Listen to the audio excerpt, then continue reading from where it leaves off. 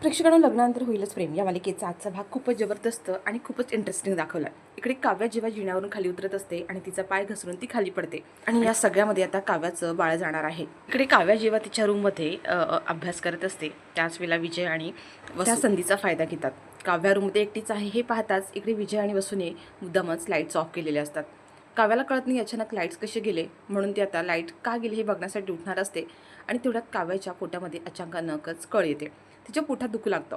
काव्य आता इकडे पार्थला आणि आवाज देण्याचा प्रयत्न करते, पण कोणीही आलेलं नसतं. शेवटी काव्य आता पाणी प्यायला जाते तर बॉटलमध्ये पाणीसुद्धा फार कमीच असतं आणि काव्याला खूपच त्रास व्हायला लागतो. काव्या पार्थला आवाज देत असते, पार्थ पार्थ म्हणून, पण आता इकडे कोणालाही आवाज जात नसतो. काव्याच्या हातातली जी बॉटल असते पाण्याची, ती पाण्याची बॉटल तिच्या हातून सुटते आणि जिन्यावरती सगळीकडे पाणी सांडलेलं असतं. काव्या हळूहळू खाली येत असते आणि त्याच वेळेला आता तिला चक्करसुद्धा यायला लागलेली असते.